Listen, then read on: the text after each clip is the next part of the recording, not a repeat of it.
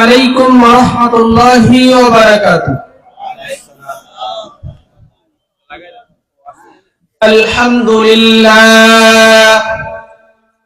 আলহামদুলিল্লাহি ওয়াহদা ওয়াসসালাতু ওয়াসসালামু আলা মান লা নাবিয়্যা বা'দা। ইন্নাল হামদালিল্লাহি নাহমাদুহু ওয়া নাস্তাঈনুহু ওয়া নাস্তাগফিরুহ ونعوذ بالله من شرور أنفسنا ومن سيئات أعمالنا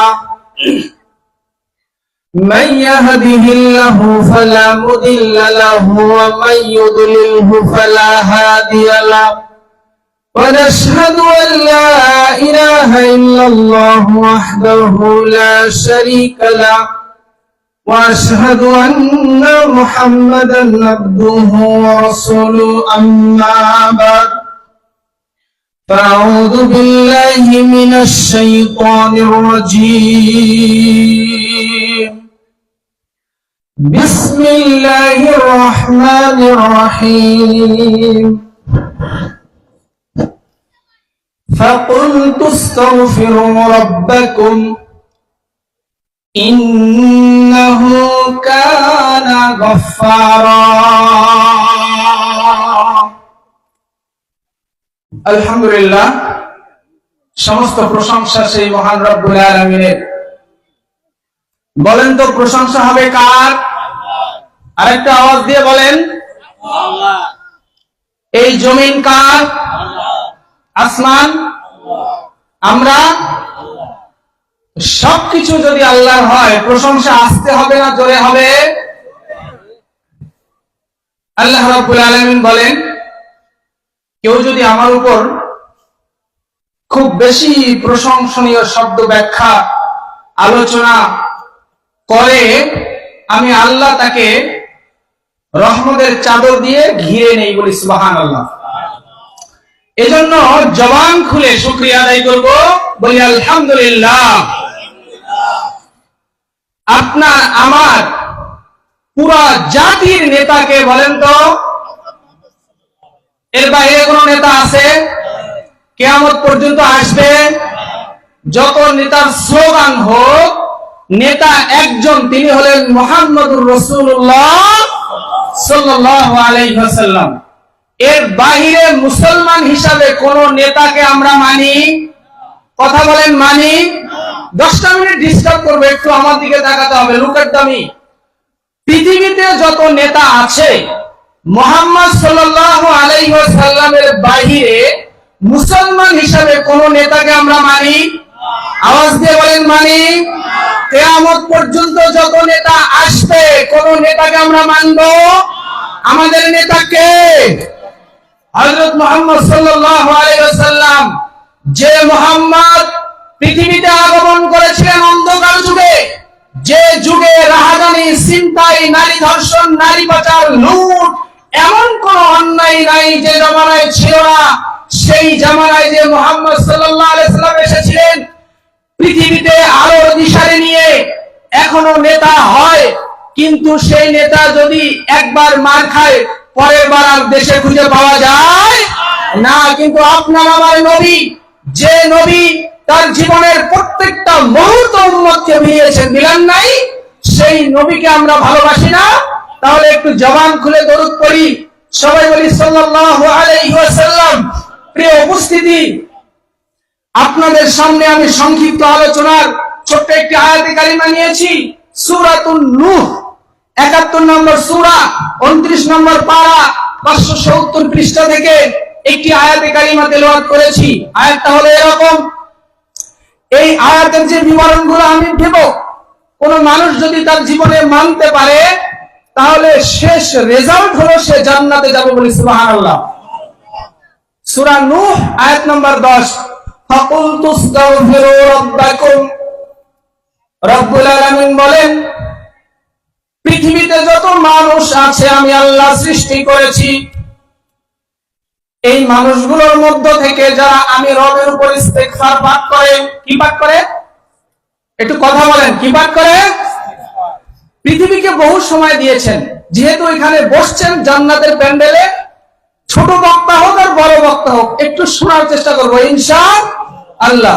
ফাকুলতু আস্তাগফিরু রাব্বাকুম, আল্লাহ নিজে বলছেন যে আমি আল্লাহর উপরে যদি কেউ ইস্তেগফার পাঠ করে, ইন্নাহু কানা গফফারা, আমি আল্লাহ তাকে একেবারে ক্ষমা করে দেই।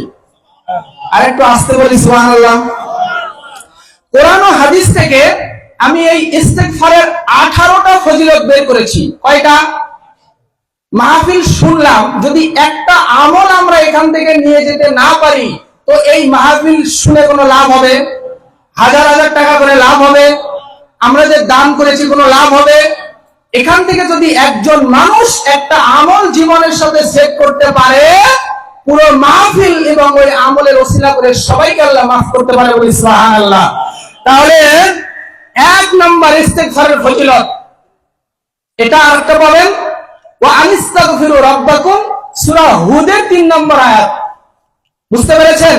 আল্লাহ বললেন তোমরা আমার উপরে ইস্তেগফার করো, ক্ষমা চাও, তাহলে আমি আল্লাহ কি করব? 1 নম্বর হচ্ছে তার জীবনের সমস্ত গুনাহ আমি আল্লাহ ক্ষমা করে দেব। আরেকটু আসতে বলি সুবহানাল্লাহ। আপনার আমার জীবনে গুনাহ নাই না? আমরা জান্নাত থেকে মাত্র আসলাম। কোনটা? প্রত্যেকটা মানুষ প্রতিদিন হিউম্যান বডি, আমাদের স্ট্রাকচারে প্রত্যেকটা অঙ্গ প্রত্যঙ্গ পাপে লিপ্ত হয়ে যায়। প্রিয় হাজিরিন, এই কারণে আল্লাহ বললেন ফাকুলতু আস্তাগফিরু রাব্বাকুম, রবের উপর ইস্তেগফার করো।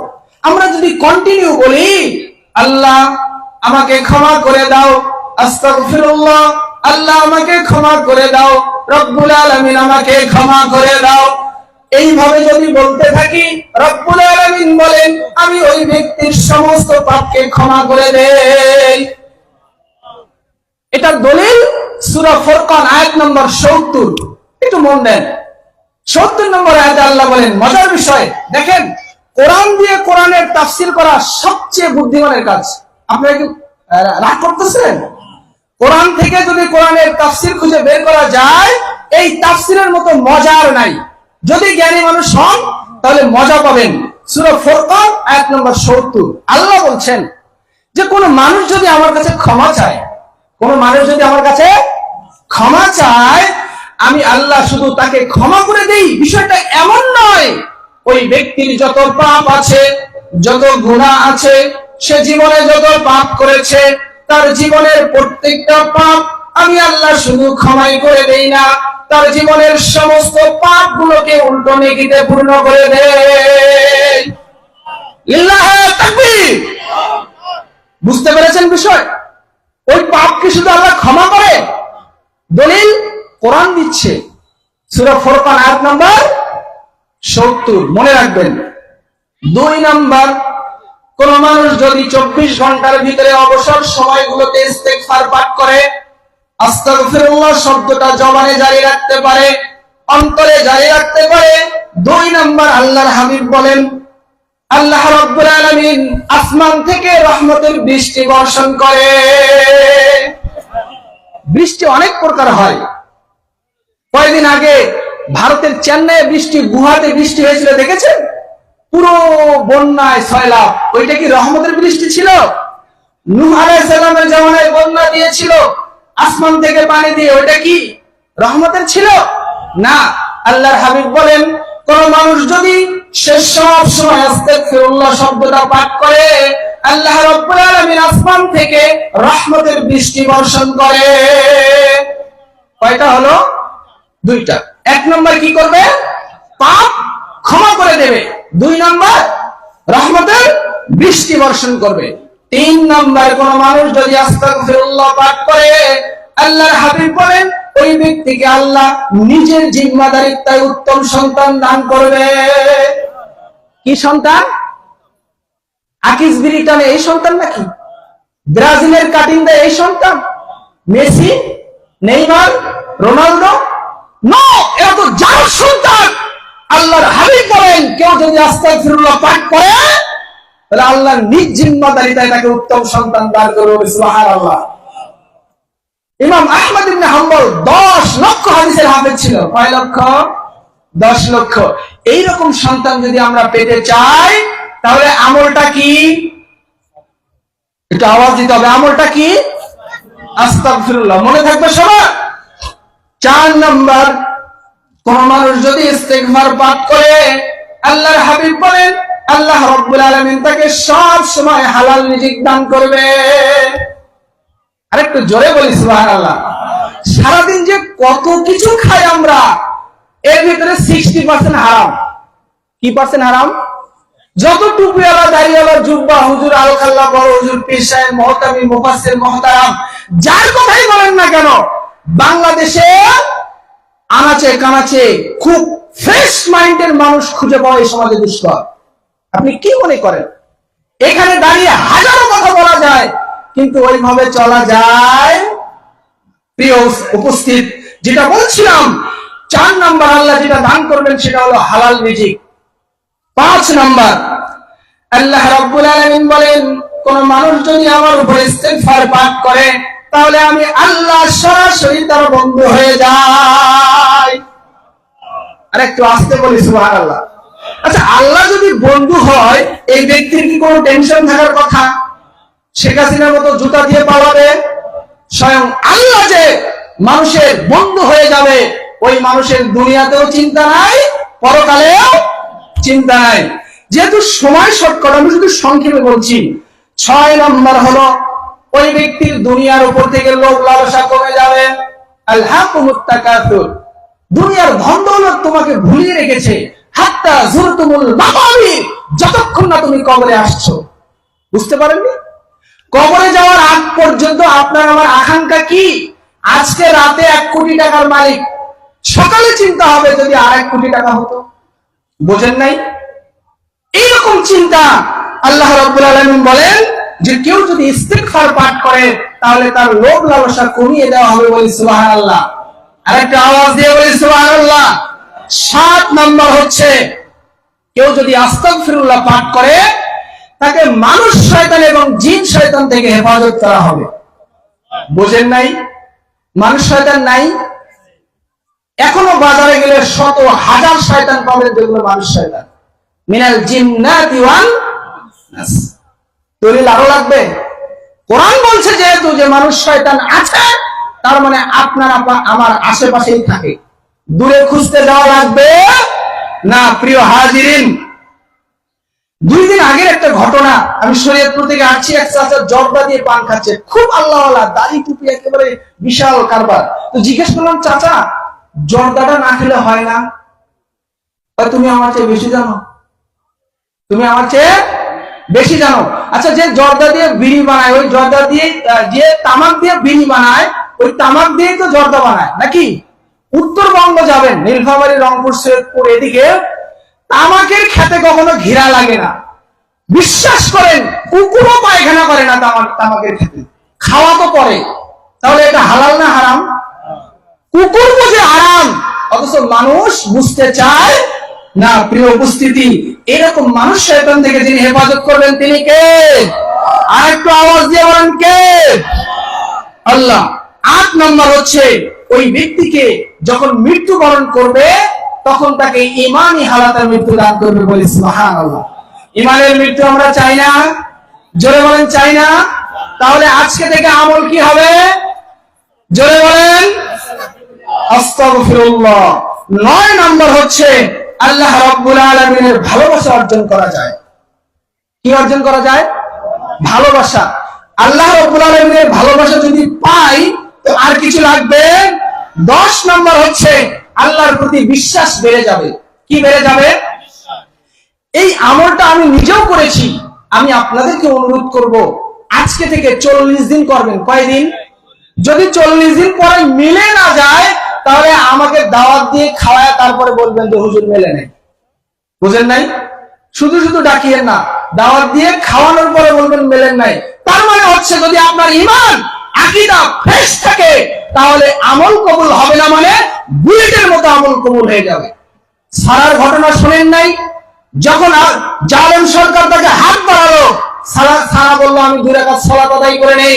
2 রাকাত সালাত আদায় করে বললেন, আল্লাহ আমি যদি সৎ হয়ে থাকি, তোমার নবীকে যদি ইব্রাহিমকে নবী মেনে থাকি, এই জালেমকে আমার উপরে প্রতিষ্ঠা করো না। সঙ্গে সঙ্গে জালেম মাটিতে পড়েছিল। এর নাম ঈমান, এর নাম। আপনার আমার ইমান নামতে নামতে নামতে এত নিচে নামছে যে এখন আর ওয়াক্ত মতো নামাজও হয় না। প্রিয় হাজিরিন, 11 নম্বর, এই যে কথাগুলো বলছি একটু কি মনে রাখা যাবে? আমলটা কি? আস্তাগফিরুল্লাহ, আল্লাহ আমাকে ক্ষমা করো। কাকে বলবো? আল্লাহ, আল্লাহকে বলবো ক্ষমা করো। 11 নম্বর হলো দুশ্চিন্তা এবং পেরেশানি দূর করে দিবেন, বলি সুবহানাল্লাহ। যিনি দূর করবেন তিনি কে? আরো জোরে বলেন কে? আল্লাহ। মনে করেন না যে 10-20 জন লোক আছেন। দেখেন, যেহেতু বদরের যুদ্ধ 365 জনে সফলতা এসেছিল, শত শত ব্যক্তিকে ঈমান আনতে হয় না, ঈমানদার 10 জন হলেই চলে। কারণ আল্লাহ বলেছেন 10 জন ঈমানদার 100 জনের চেয়ে বড় পাওয়ারফুল এবং শক্তিশালী। তার মানে আপনার আওয়াজের গর্জনে আশেপাশের বাতিল শক্তি স্তব্ধ হয়ে যাবে। এর নাম হলো ঈমান। আচ্ছা বলেন তো, আল্লাহ রাসূলকে শুধু দাওয়াতই দিয়েছেন, জিহাদ করে নাই? সেনাপতি ছিল না? তাহলে সব যে নবী করেছে, তো আপনি আমি সলসলা মুসলমান হলাম কেন? বোঝেন নাই? সারাদিন শুধু বিভিন্ন দাওয়াতি, ভিতরে ইমানি জজমা থাকতে হবে, ইমানি মর্যাদা থাকতে হবে, বাতিলের সামনে নিজের জীবনকে 24 ঘন্টা দেওয়ার জন্য প্রস্তুত থাকতে হবে।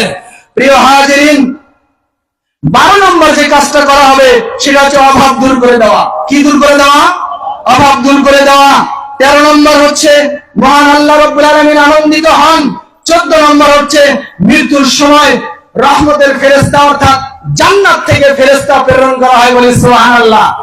যদি মৃত্যুর সময় জান্নাত থেকে ফেরেশতা আসে, এর চাইতে সৌভাগ্য কপাল আর কিছু হতে পারে?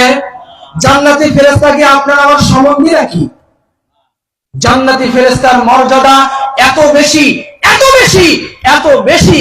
কোন কারণে যদি মৃত্যুর সময় আপনার আমার কাছে চলে আসে, পৃথিবীর সর্বশ্রেষ্ঠ কপাল হবে আপনার, বলি সুবহানাল্লাহ। তাহলে শব্দটা কি? সবাই আওয়াজ দেন, আস্তাগফিরুল্লাহ। 16 নম্বর হচ্ছে বিচারের দিন আপনাকে আল্লাহর আরশের নিচে জায়গা দেওয়া হবে। আল্লাহর আরশের নিচে সবাই জায়গা পাবে নাকি? সুদখোর, ঘুষখোর, মদখোর, হাটখোর, পুকুরখোর, গাছখোর, সংসদখোর, বাংলাদেশখোর, জনগণখোর, পৃথিবীর কোন খোর সেই দিন বিচারের দিন রক্ষা পাবে? তাহলে আস্তাগফিরুল্লাহ পাঠ করলে আরশের নিচে যিনি যিনি জায়গা দিবেন তিনি কে? মুসলমান আওয়াজ দিয়ে বলেন কে? আল্লাহ।